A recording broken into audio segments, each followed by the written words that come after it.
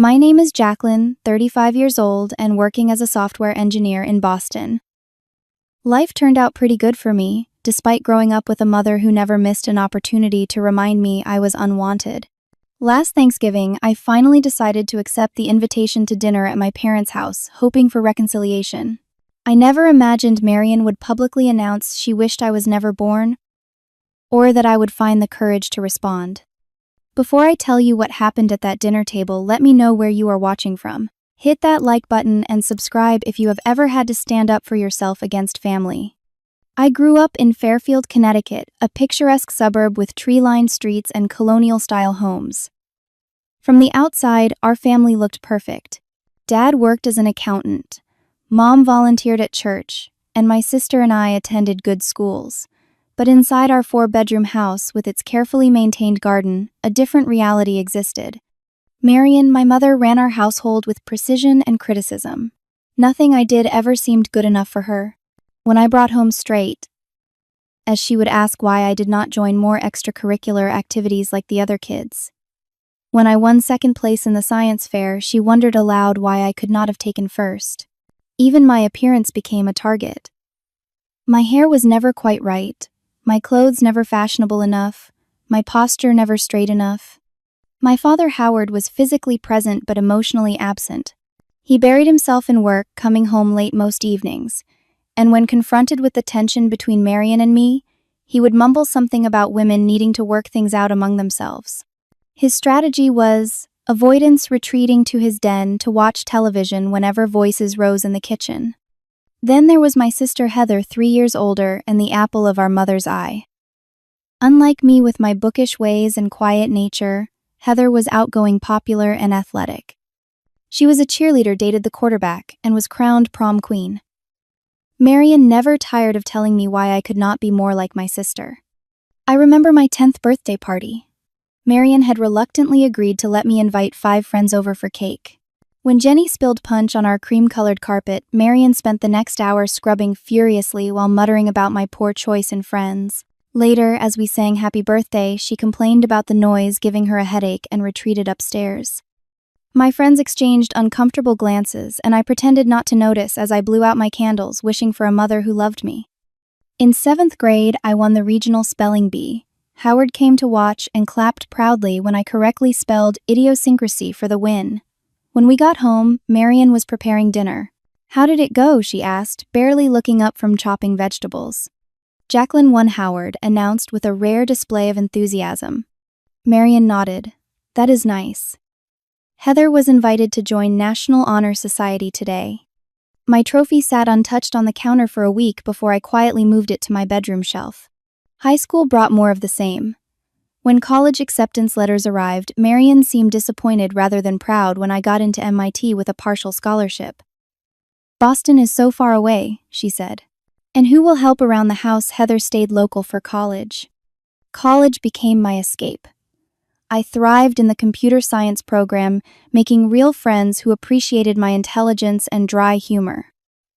For the first time, I felt valued for being exactly who I was. I worked part-time at the campus IT department and took summer internships in Boston, coming home only for brief obligatory holiday visits that inevitably ended with me in tears and Marion claiming I had always been too sensitive. After graduation, I took a job with a tech firm in Boston. The physical distance helped, but family gatherings remained exercises in endurance. Marion continued her pattern of criticism and comparison. When Heather got engaged to Thomas, a dentist from a good family, Marion called to tell me I should really think about settling down soon because women in our family age poorly. Over the next decade, I built my life deliberately and carefully. I advanced in my career, eventually becoming a senior software engineer specializing in artificial intelligence applications. I bought a small but stylish condo in Cambridge, traveled internationally, and cultivated deep friendships. I dated occasionally, but never felt pressured to settle down just to meet some arbitrary timeline. My contact with family dwindled to obligatory birthday calls and short visits every other Christmas. Howard would occasionally call his conversations stilted but well-meaning. Heather and I exchanged superficial text messages about twice a year. Marian sent formal birthday and Christmas cards with no personal messages, just her perfect signature at the bottom. 3 months before that fateful Thanksgiving dinner, Howard called out of the blue. "Your mother and I were talking," he began hesitantly, "and we thought it might be nice if you came home for Thanksgiving this year. The whole family will be here. Heather and Thomas, of course. Aunt Linda and Uncle Frank are flying in from Arizona, the cousins too." I felt the familiar tightness in my chest. I usually have plans with friends, I hedged. "I know you do," Howard said, his voice uncharacteristically emotional. "But family is important, Jacqueline, and your mother, well, she is getting older. We all are." The implication hung in the air. Time was passing. Opportunities for reconciliation were finite. "Let me check my calendar," I said finally. "I will call you back." That night, I spoke with my therapist, Dr. Rachel, whom I had been seeing for 2 years to work through my childhood issues. "What do you think about going?" she asked. "Part of me hopes something will be different," I admitted. "That maybe age has softened her, that maybe we could have some kind of relationship before it is too late. And the other part expects exactly what has always happened: criticism, comparison, coming home feeling like that awkward, unwanted child again."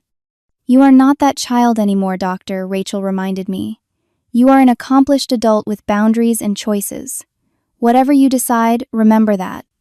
A week later, I called Howard back and accepted the invitation. "That is wonderful," he said, sounding genuinely pleased.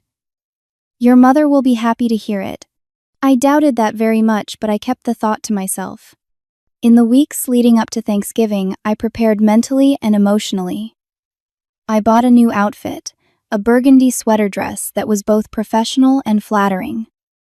I practiced responses to potential criticisms. I reminded myself of my accomplishments and worth. I was no longer a child desperate for approval. I was Jacqueline Anderson, senior software engineer, homeowner, good friend, and worthy human being regardless of Marian's opinion. Yet, as the day approached, the old anxiety returned. The night before Thanksgiving, I barely slept, rehearsing conversations in my head and trying to anticipate every possible interaction. By morning, I felt exhausted but resolute. I would go, I would be civil, and I would maintain my boundaries. I never imagined how tested those boundaries would be before the night was over. The drive from Boston to Fairfield took just under 3 hours. I left early Thursday morning, my car packed with an overnight bag, a bottle of expensive wine for dinner, and a carefully selected hostess gift for Marian. A handcrafted ceramic serving platter from a local Boston artist. The November day was clear, but cold, bare trees lining the highway as I made my way south. To calm my nerves, I listened to a confidence-building meditation podcast and practiced the breathing techniques Dr. Rachel had taught me. "You are not responsible for their reactions," I repeated to myself as I merged onto I-95. "You are only responsible for your own behavior." As I exited the highway and navigated the familiar streets of my hometown, memories surfaced unbidden. There was the park where Heather had her 16th birthday party, to which Marian had invited all of Heather's friends, but told me I needed to stay home to help serve food. There was my old high school where Marian had once loudly criticized my choir performance in front of my friends. And there was Main Street, where she had once left me waiting for over an hour after debate club because she had forgotten she was supposed to pick me up.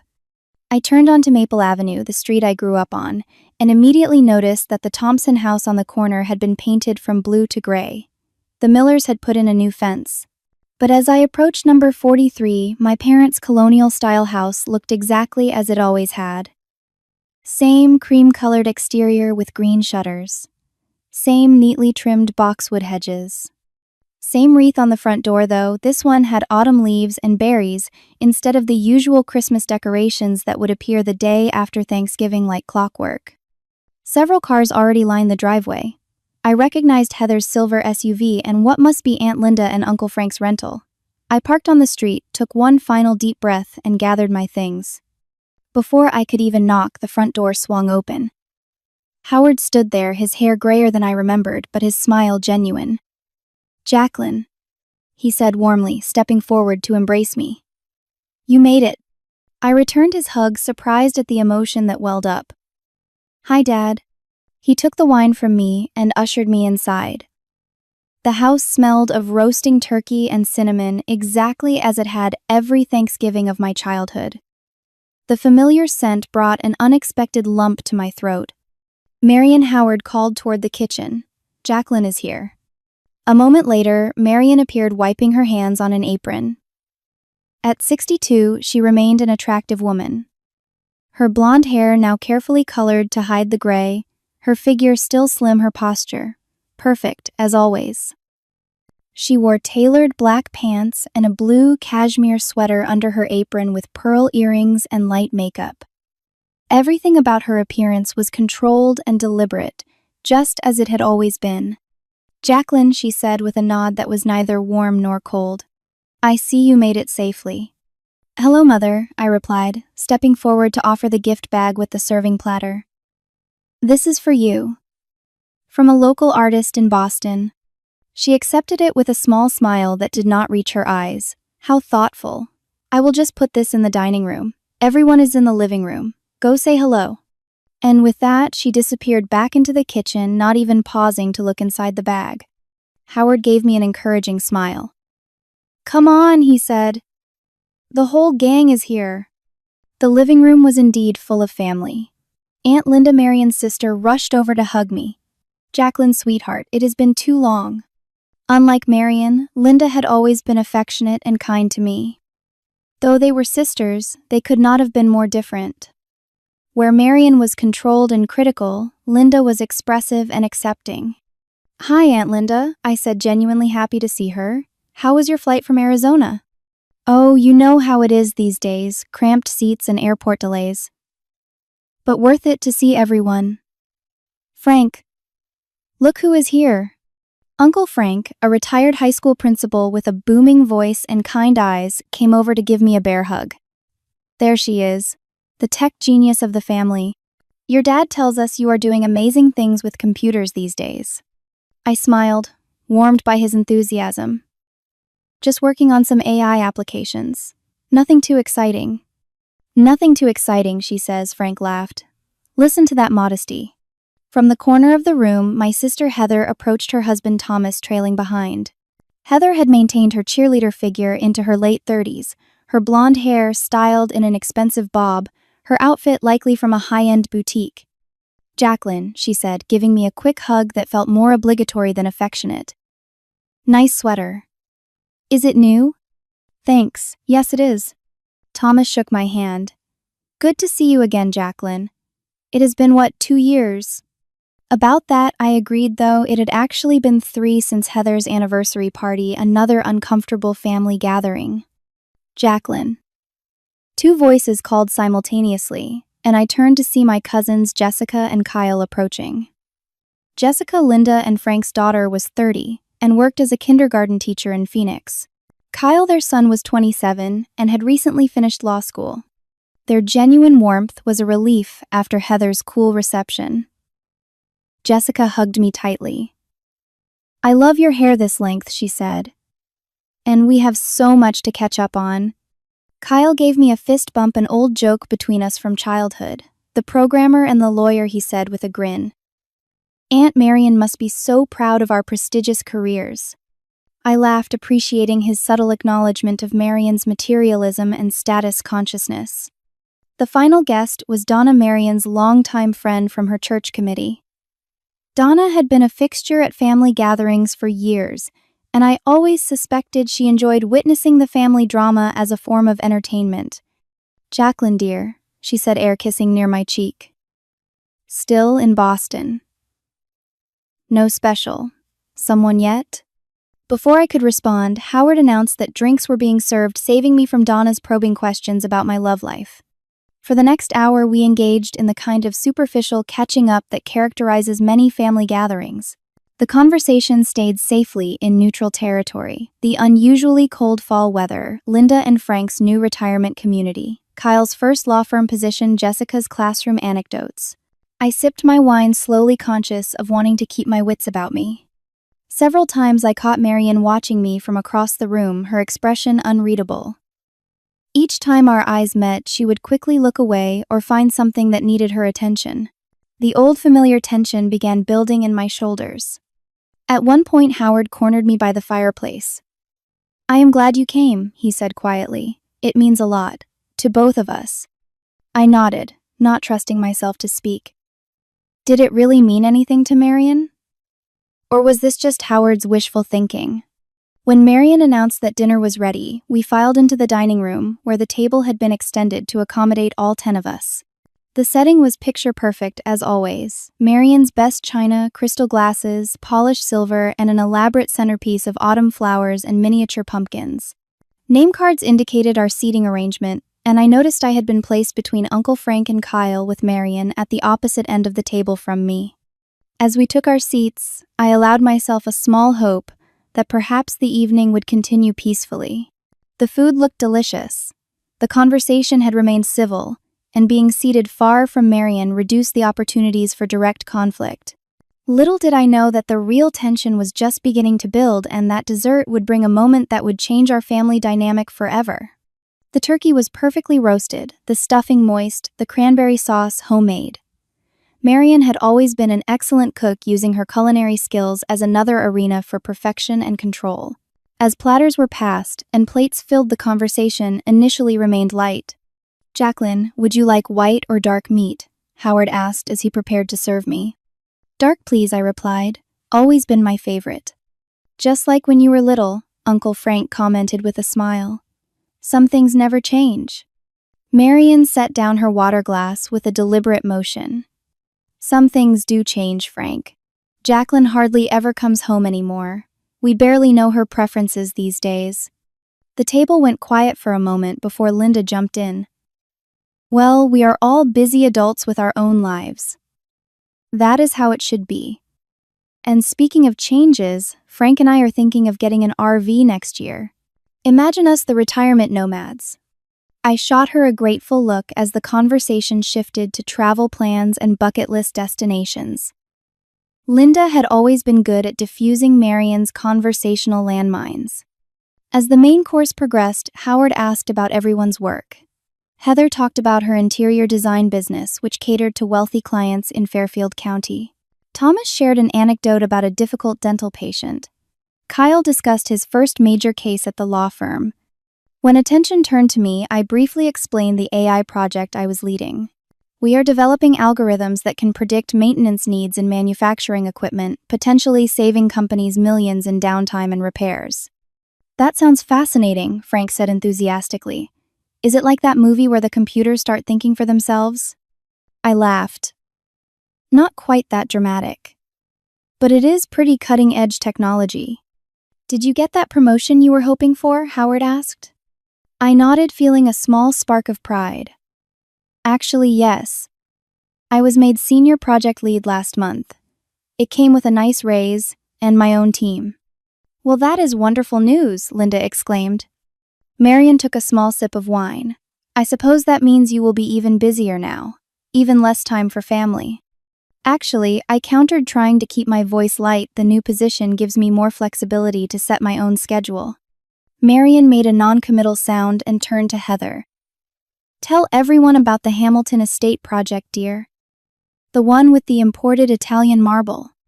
And just like that, my achievement was dismissed and the spotlight redirected to Heather, who launched into a detailed description of her latest design triumph. I focused on my plate, reminding myself that I no longer needed Marion's approval or attention. As dinner continued, the wine flowed more freely, and with it, tongues loosened. Marion began recounting family stories, most of which seemed designed to showcase Heather's achievements or my shortcomings. "Remember when Jacqueline tried out for cheerleading?" Marion said with a laugh. "She was so determined, but coordination was never her strong suit. The coach very kindly suggested she might be better suited to the debate team." Heather chimed in. "I had to show her some moves in the backyard. It was hopeless." Everyone chuckled politely, including Howard, who seemed relieved that the stories were being received as light-hearted reminiscences rather than pointed criticisms. "What about the time Jacqueline decided to cut her own bangs the night before school pictures?" Marion continued, warming to her theme. She looked like she had been attacked by garden shears. More laughter. I forced a smile, feeling like I was 12 years old again, burning with embarrassment as Marion pointed out my flaws to anyone who would listen. Actually, I said, attempting to reclaim the narrative that experience taught me an important lesson about patience. Now, I always research thoroughly before jumping into anything. Yes, you always were cautious, Marian agreed, but her tone suggested this was not a compliment. Sometimes too cautious. Heather was always the brave one, willing to take risks. I took another sip of wine larger than I intended. The old dynamics were reasserting themselves, and I could feel my carefully constructed adult confidence beginning to crack. Under the table, I pressed my nails into my palm, using the small pain to ground myself in the present. Jacqueline has taken plenty of risks, Kyle interjected unexpectedly. Moving to a new city, working in cutting-edge technology. That takes courage. I shot him a grateful look, but Marian was already moving on. Donna, did I tell you Heather and Thomas are looking at vacation properties in the Berkshires? Such a wise investment.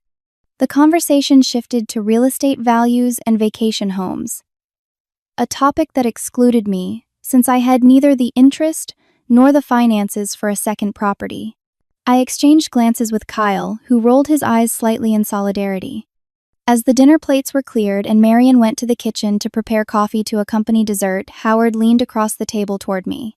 "You are doing great," he whispered, "just a bit longer." His comment, while well-intentioned, irritated me. Why should enduring family dinner require encouragement, as if I were running a marathon?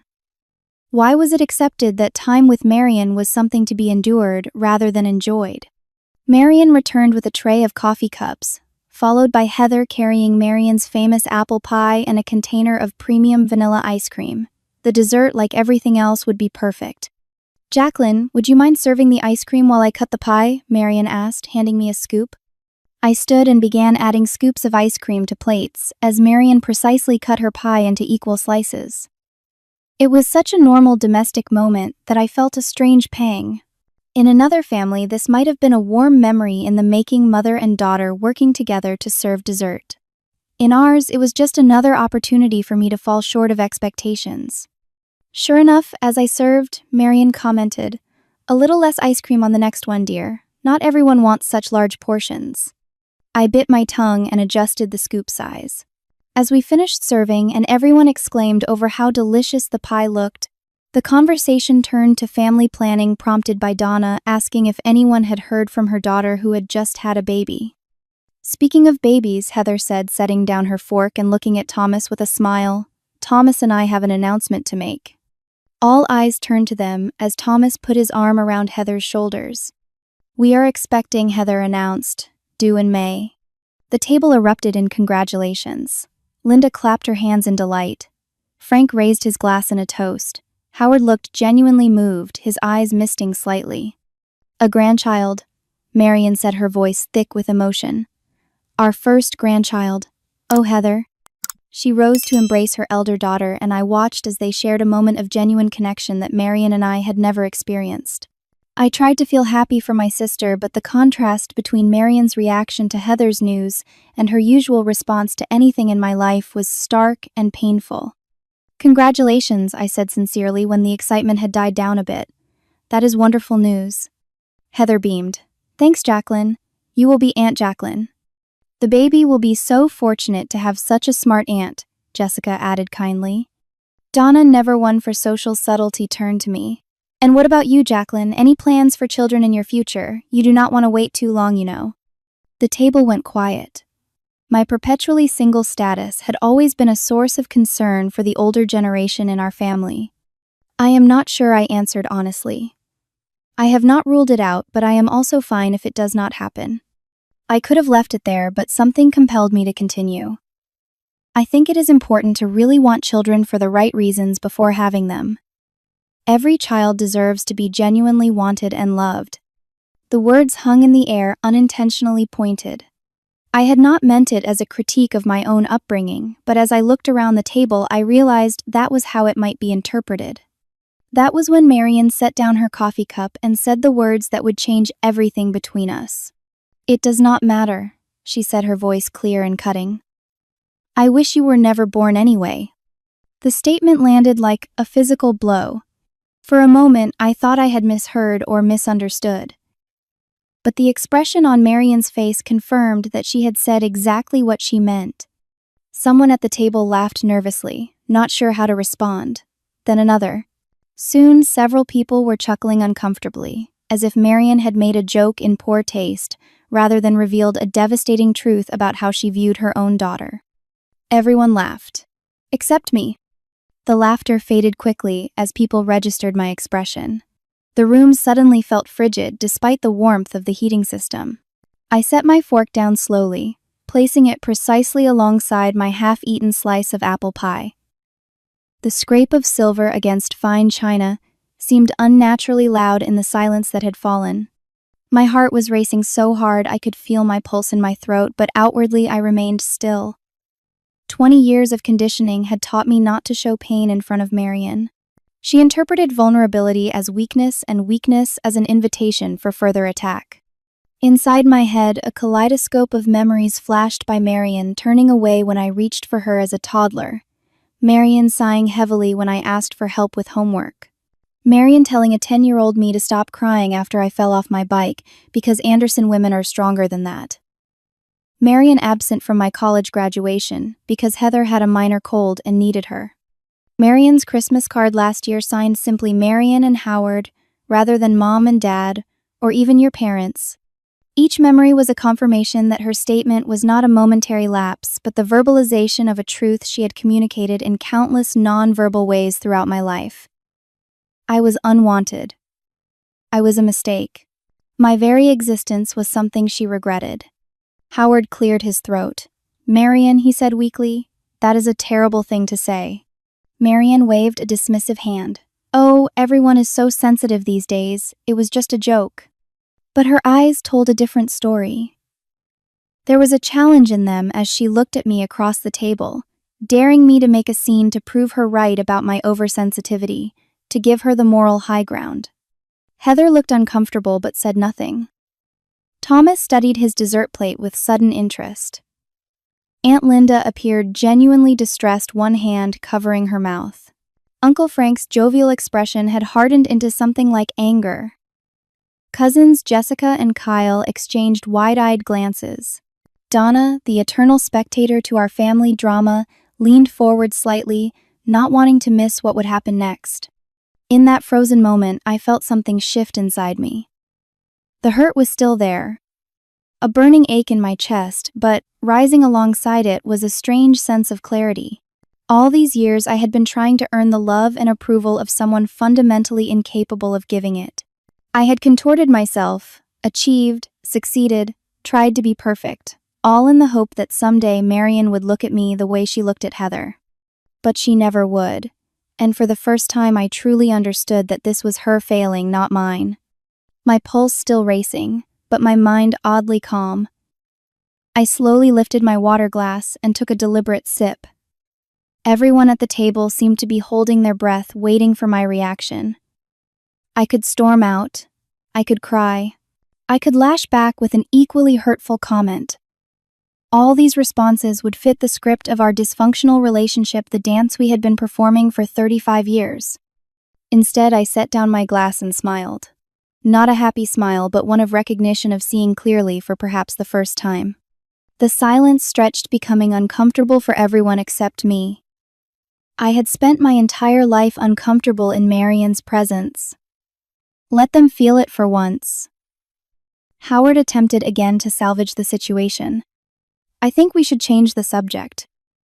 Kyle, tell us more about that case you are working on. But Kyle was looking at me, concern evident in his expression. Jacqueline, are you okay? I appreciated his question, the acknowledgement that what had just happened was not normal, not acceptable, not something to be brushed aside in the interest of keeping the peace. Actually, I said, my voice steadier than I expected. I would like to respond to what my mother just said. Marian's expression flickered briefly with something like uncertainty before settling back into her usual mask of control. Jacqueline, it was just a comment. No need to be dramatic. There it was again, the preemptive dismissal. The framing of any reaction from me as an overreaction. How many times had this tactic silenced me over the years? I am not being dramatic, I said calmly. I am simply responding to what you said. The room was completely still now. Even Donna had abandoned any pretense of enjoying the family drama and looked distinctly uncomfortable. I turned to face Marion, directly, making deliberate eye contact. For once, I would not be the one to look away first. For once, I would not absorb the blow and pretend it did not hurt. For once, I would speak my truth as clearly as she had just spoken hers. The memories continued to cascade through my mind. Every dismissal, every comparison to Heather, every withholding of affection, every criticism disguised as concern.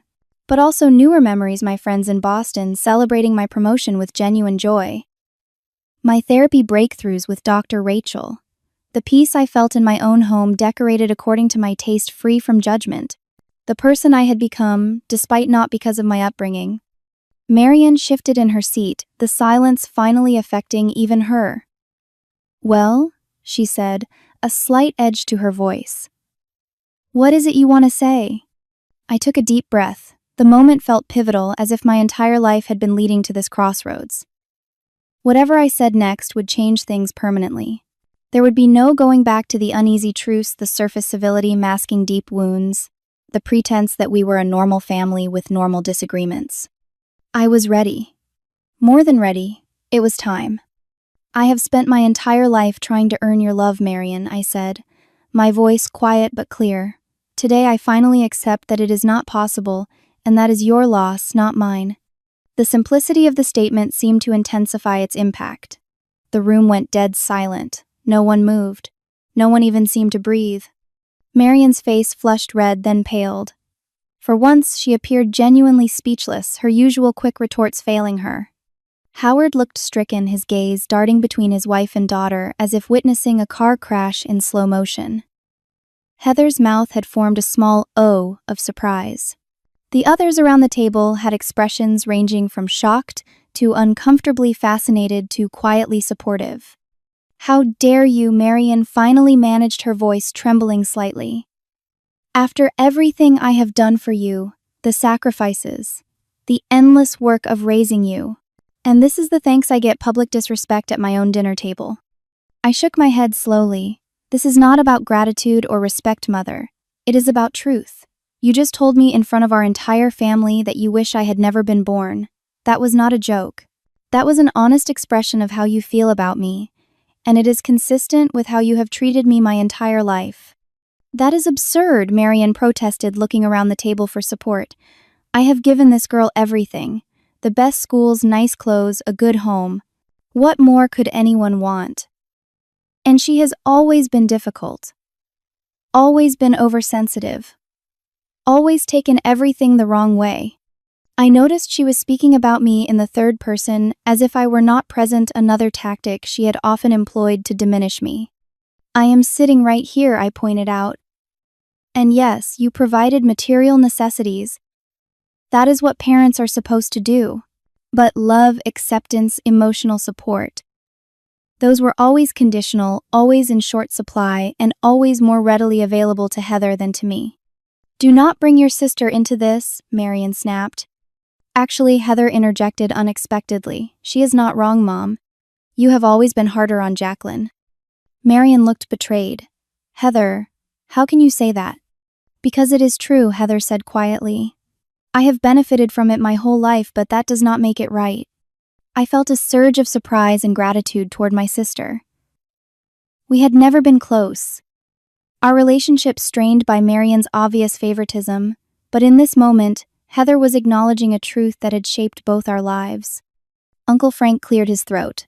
"Marion, I have to say what you said to Jacqueline was cruel, joke or not." "You too, Frank," Marion said incredulously. "My own family turning against me in my home." "Nobody is turning against you," I said. "We are simply acknowledging reality. A reality I have lived with for 35 years but never felt allowed to speak about." "And what reality is that?" Marion asked, her voice sharp with defensiveness. "That you never wanted me. That nothing I ever did was good enough. That you resented my very existence." I maintained eye contact, refusing to be the first to look away. Do you know what it does to a child to grow up knowing her mother does not love her? To constantly seek approval that never comes, to achieve and succeed and still be treated as a disappointment? Marian's lips thinned to a tight line. You always were prone to exaggeration. Was it an exaggeration when you missed my high school graduation because you had a garden club meeting you could not reschedule, I asked? Or when you told me my choice of college was selfish because it took me too far from home, even though you clearly preferred when I was not around? Or when you introduced me to your church friends as my other daughter, the one who works with computers, because my career did not impress you like Heather's did? Each example landed like a stone in still water, sending ripples of discomfort around the table. Howard looked particularly pained, perhaps recognizing his own complicity in allowing these dynamics to persist unchallenged. Ancient history, Marian dismissed with a wave of her hand. Are you really going to sit there and list every perceived slight from your childhood? How tiresome. Not tiresome, I corrected, truthful, and not just ancient history. 10 minutes ago you said you wished I had never been born. That is not a perceived slight. That is a mother rejecting her child's very existence. The directness of my statement seemed to make everyone at the table uncomfortable. Donna, who had been watching the exchange with poorly concealed fascination, suddenly became very interested in rearranging her napkin. I think Howard said hesitantly we should all take a deep breath and calm down. Family disagreements happen, but we can work through this. I turned to my father, seeing him clearly too. Dad, with all due respect, this is not a disagreement about politics or what movie to watch. This is about decades of emotional neglect that you witnessed and did nothing to address. Your silence was its own form of rejection. Howard flinched as if I had slapped him. Jacqueline, I never meant to hurt you. I just wanted peace in the family. Peace at what cost, I asked quietly. My self-worth, my emotional health, my relationship with my mother. Linda spoke up, her voice gentle but firm. Marian, I love you dearly. You are my sister. But I have watched how you treat Jacqueline for years, and it has always troubled me. What she is saying is not wrong. Marian stood abruptly, her chair scraping against the hardwood floor. I will not sit here and be attacked in my own home. This is outrageous. After all I have done, after all the sacrifices to be treated this way. No one is attacking you, I said, remaining seated, maintaining my composure. I am simply responding honestly to what you said. If that feels like an attack, perhaps you should consider why. Marian's hands were shaking now, whether from anger or some other emotion, I could not tell. You, ungrateful, disrespectful. I knew you should not have come today. I told Howard it was a mistake to invite you, that you would ruin Thanksgiving as you ruin everything, but he insisted. Family should be together for the holidays, he said. Well, this is what happens when I listen to him instead of my own instincts. Howard looked wounded. Marian, please, that is not fair. Fair? Marian's voice rose. Was it fair to saddle me with a second child I never wanted? Was it fair to expect me to love someone who has done nothing but defy and disappoint me from the day she was born? Was it fair to invite her here today knowing she would find some way to make herself the center of attention? The room went still again. Marian seemed to realize what she had admitted and pressed her lips together, but it was too late. The truth was out nakedly, undeniably out. Thank you for your honesty, I said quietly. Now we all know where we stand. I stood up slowly, placing my napkin beside my plate. I think it is best if I leave now. Jacqueline, no, Howard protested. Please stay, we can work this out. There is nothing to work out, Dad, I said gently. Mother has made her feelings clear, not just today but throughout my life.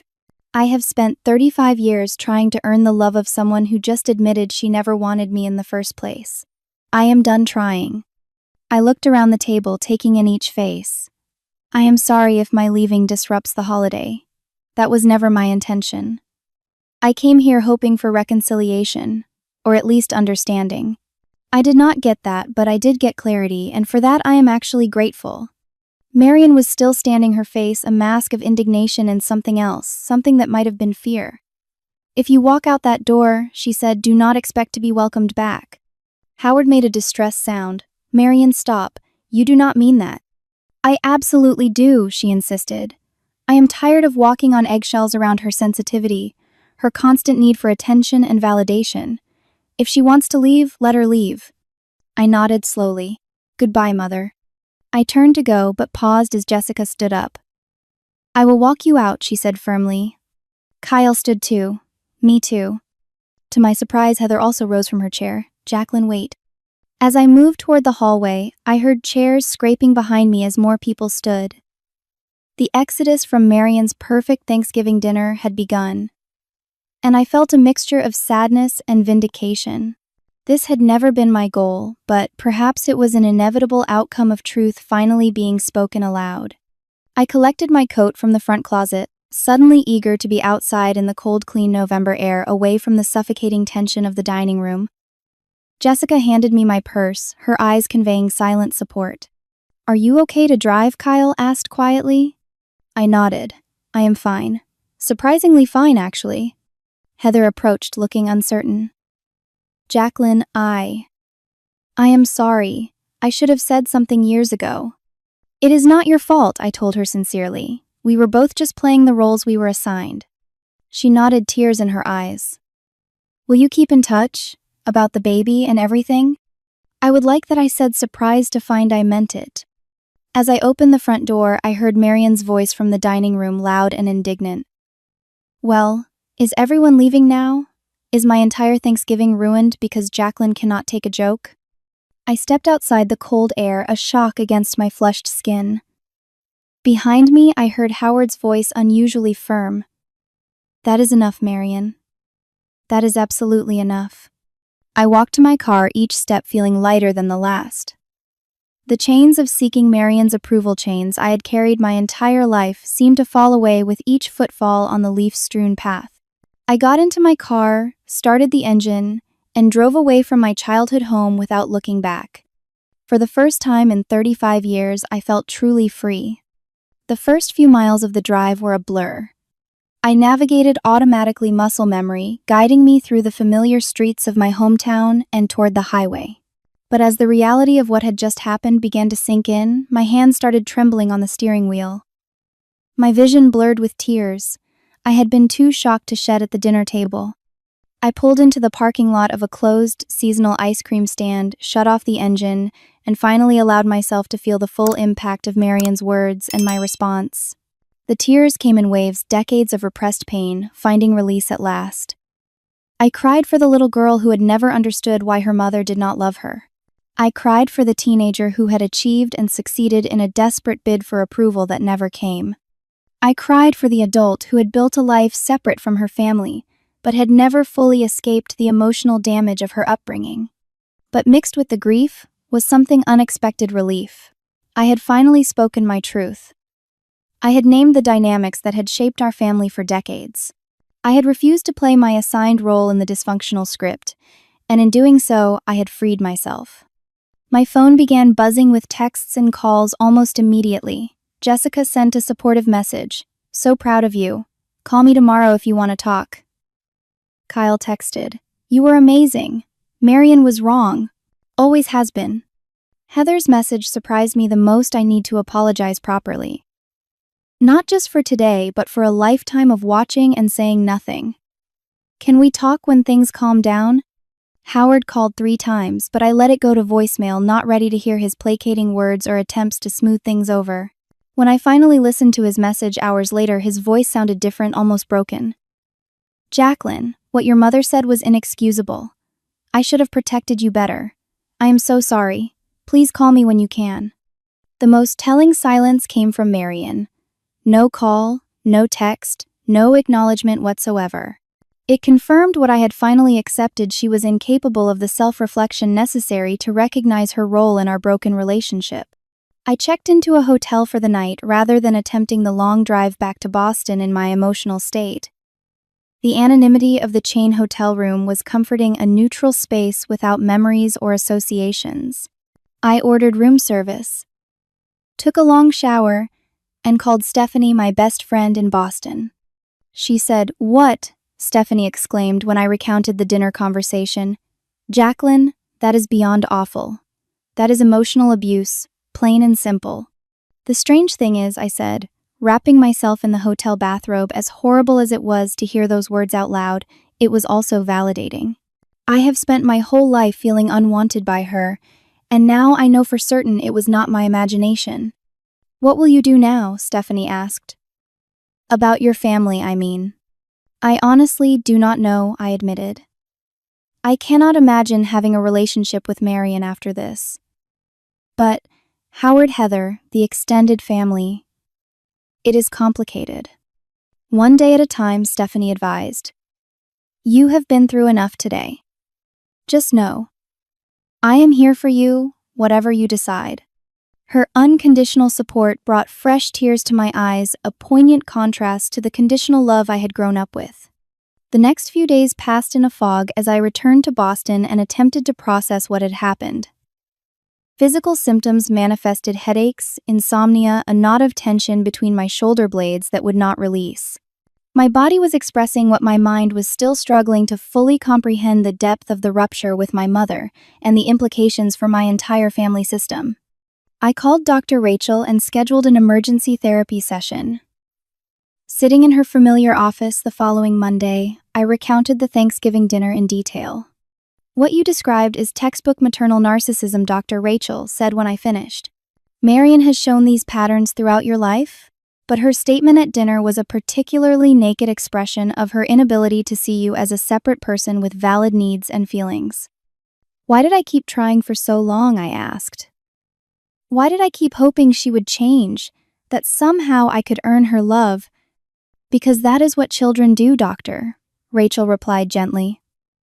Children need their parents' love to survive, so when that love is withheld or conditional, they blame themselves rather than the parent. If only I were better, smarter, prettier, more accomplished, then Mom would love me. It is a survival mechanism that often persists into adulthood. What do I do now? I asked the same question I had posed to Stephanie, still seeking an answer that would make sense of the upheaval. You grieve, Doctor, Rachel said simply. You grieve the mother you needed but never had. You grieve the relationship that should have nurtured you but instead caused harm.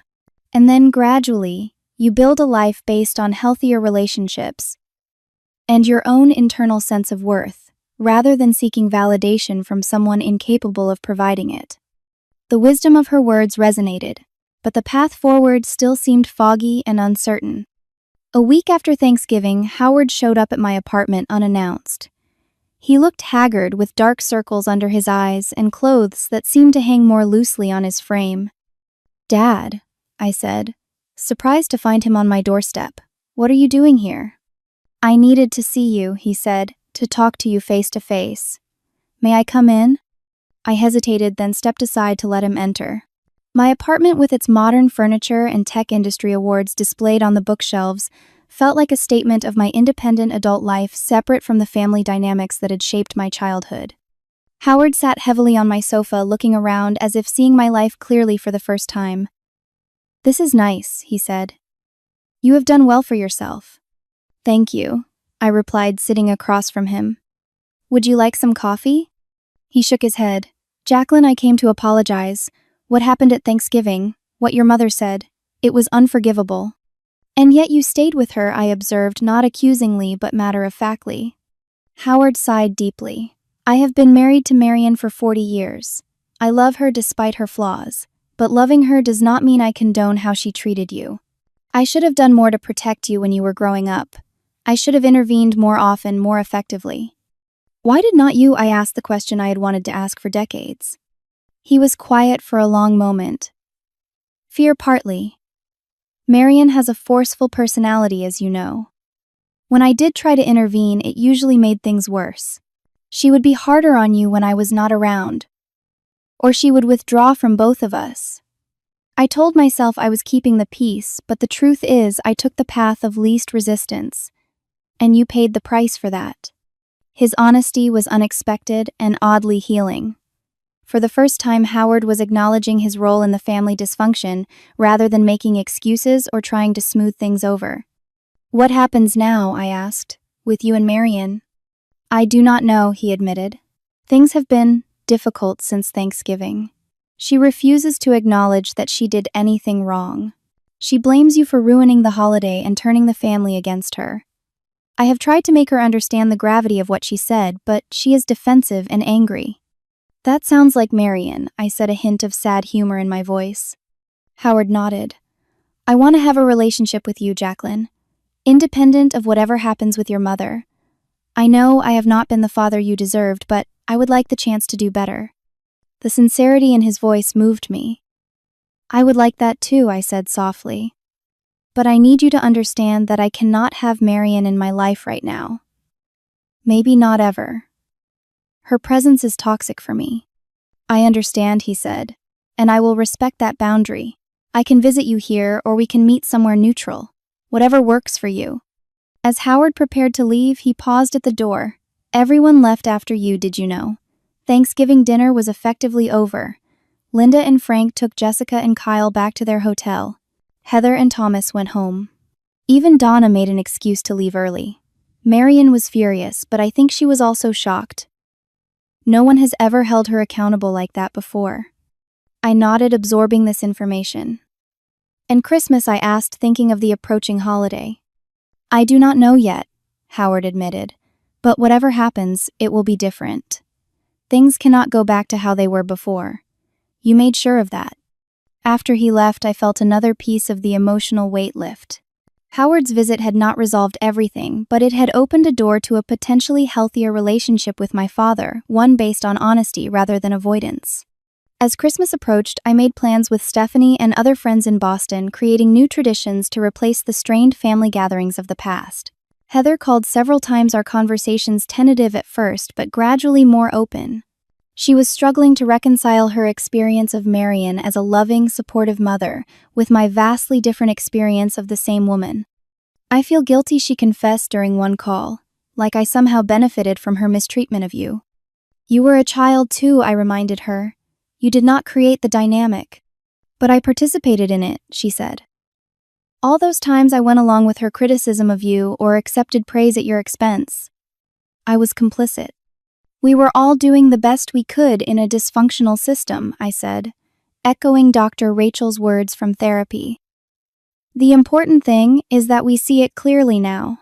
The pregnancy had made Heather reflective about what kind of mother she wanted to be, and our shared experience of Marion, however different our individual roles had been, provided common ground for a new kind of sisterly relationship. Marion maintained her silence. No Christmas card arrived from Connecticut. No call on my birthday in January. Her absence was both painful and freeing. I missed not the mother she had been, but the mother I had always wished she could be. In therapy, I worked through the complex grief of accepting that Marion would likely never change, never acknowledge the harm she had caused, never become the nurturing figure I had longed for throughout my life. It was a different kind of loss than death, in some ways harder to process, because the person was still physically present in the world, but emotionally unavailable. The hardest part of healing from parental rejection, Dr. Rachel told me, is accepting that the fantasy of reconciliation may never come true. That the happy ending where your mother suddenly sees you clearly and loves you as you deserve to be loved is unlikely to happen. So I just give up hope, I asked. Not hope itself, she clarified, but the specific hope that Marion will transform into a different person. Instead, you redirect that hope toward building a life filled with people who can give you the love and acceptance she could not. Over the next few months, I did exactly that. I deepened existing friendships, reconnected with supportive extended family members like Jessica and Kyle, developed a more honest relationship with Howard, and even found a tentative new connection with Heather. I poured energy into my work, my hobbies, and my self-care routines. And gradually the ache of Marion's rejection began to lessen. Not disappear, but transform into something I could carry without being defined by it. The little girl inside me, who had desperately sought her mother's approval, began to heal as I learned to give myself the validation Marion had withheld. 6 months after that fateful Thanksgiving dinner, I could look back on it not just as a moment of pain, but as the catalyst for profound change and growth in my life. The truth once spoken had set me free in ways I had not imagined possible. Spring arrived in Boston, bringing cherry blossoms to the public garden and a sense of renewal that mirrored my internal journey. 6 months had passed since the confrontation with Marion. 6 months of intensive therapy, boundary setting, and rebuilding my life on more authentic terms. The changes were both subtle and profound. I smiled more easily. I stood straighter. Colleagues commented on my increased confidence in meetings. Friends noted that I seemed more present, more engaged, less likely to deflect compliments or minimize my achievements. I no longer felt the need to prove my worth through constant accomplishment or perfectionism. My relationship with Howard had evolved into something unexpected. Without Marion as a buffer or focus, we discovered common interests and perspectives. He visited Boston monthly, and we explored the city together, having conversations that went beyond surface pleasantries for the first time in our lives. He was seeing a therapist too, working through his own patterns of conflict avoidance and examining his role in our family dynamics. I keep thinking about all the times I should have spoken up, he told me over lunch at a waterfront restaurant. All the times I heard Marion criticize you and said nothing. You cannot change the past, I said, surprising myself with the lack of resentment in my voice. But you are showing up differently now, and that matters. He reached across the table to squeeze my hand, a rare gesture of physical affection from my typically reserved father. I am proud of you, Jacqueline. Not just for your professional success, but for your courage in speaking your truth. I wish I had half your strength. From Marion, there was continued silence. No calls, no messages, no acknowledgement of my existence. Howard kept me minimally informed she was carrying on with her social committees and garden club, presenting a facade of normalcy to the outside world. While privately seething about my betrayal and the family members who had taken my side. Does it still hurt, Doctor? Rachel asked during one of our sessions. Her silence. I considered the question carefully. Yes and no. Yes, because some part of me still wishes for the mother I never had. No, because her silence is actually healthier for me than her criticism and rejection ever were. Dr. Rachel nodded. That is an important insight. Sometimes the absence of a toxic relationship creates space for healing that could never happen within that relationship. Heather gave birth to a boy in May, naming him Daniel Howard after our father. When she sent photos, I felt a complex mix of emotions. Joy for my sister, curiosity about my new nephew, anxiety about whether family gatherings around the baby would pressure me to reconcile with Marion before I was ready, if ever. I want you to be part of his life, Heather told me during a video call, the baby sleeping against her shoulder. But I will respect your boundaries about Mom. We can arrange visits when she is not around, or you can come to our house instead of theirs. This new, more sensitive version of my sister was another unexpected gift from the Thanksgiving confrontation. The artificial division between us, created and maintained by Marion's favoritism, had begun to dissolve in her absence. I met my nephew for the first time when he was 2 months old. Heather and Thomas brought him to Boston for a weekend, staying in a hotel downtown. We spent a sunny afternoon in the public garden, walking with the stroller and talking more openly than we ever had before. I used to be jealous of you, Heather confessed as we sat on a bench watching a swan boat glide across the pond. You gotta leave to build your own life away from her expectations. I stayed close, played by all her rules, and sometimes it feels like a cage of my own making. I was always jealous of you, I admitted. You got the love and approval I craved. You were the daughter she wanted. Heather adjusted the baby's blanket. I think the daughter she wanted was a reflection of herself, not a real person with her own needs and identity. I just happened to fit her image better than you did. But that is not real love, is it? No, I agreed quietly. It is not. As summer progressed, I found myself building what therapists call a chosen family. A network of supportive relationships based on mutual respect and genuine care rather than biological obligation. Stephanie remained my closest friend, but my circle expanded to include colleagues who became friends, neighbors in my apartment building, and members of a hiking group I had joined. I even began dating again, something I had avoided for years due to fears of vulnerability and rejection rooted in my relationship with Marion. Brian, a software architect I met through a professional conference, was patient with my initial hesitation and respectful of my boundaries.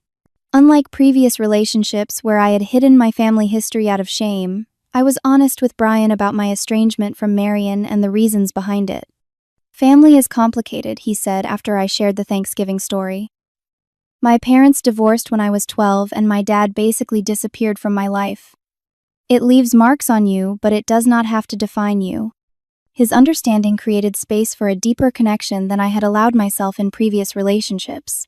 For the first time, I could imagine building a future with someone without fear that my baggage would eventually drive them away. Professional success continued as well. My AI project received industry recognition, and I was invited to speak at conferences about our innovative approach. In the past, achievements had always been tinged with the knowledge that Marion would find some way to diminish them. Now I could fully own and celebrate my success without that shadow. On the anniversary of the Thanksgiving confrontation, I took a personal day from work and went to a quiet beach on the North Shore. The November day was cold, but clear, the off-season beach nearly deserted. I walked along the shore, reflecting on the year of transformation. The most profound change was internal. I no longer defined myself in relation to Marion's approval or disapproval. I no longer heard her critical voice in my head when I made decisions. I no longer felt the need to prove my worth through achievement or perfectionism. I had begun the journey of reparenting myself, giving my inner child the acceptance and validation that Marion had withheld. Dr. Rachel had helped me understand that Marion's inability to love me properly was never about my worthiness. It was about her limitations, her unresolved issues, perhaps her own childhood wounds that she had never healed. This understanding did not excuse her behavior, but it helped me stop internalizing her rejection as evidence of my own deficiency. I had also learned that walking away from toxic relationships, even familial ones, was not selfish or weak, but often the strongest, most self-preserving choice. The cultural expectation that we must maintain relationships with family members regardless of how they treat us had kept me trapped in a cycle of hope, hurt, and disappointment for decades. Breaking that cycle had been essential to my healing. Perhaps most importantly, I had discovered that we cannot make people love us properly, but we can choose to surround ourselves with those who do. Love should not be earned through achievement or compliance, but given freely with acceptance of our authentic selves. In letting go of the fantasy that I could somehow win Marion's love by being better, I had opened myself to receiving real love from others and crucially from myself. As I walked back to my car, I felt a sense of peace that would have been unimaginable a year earlier.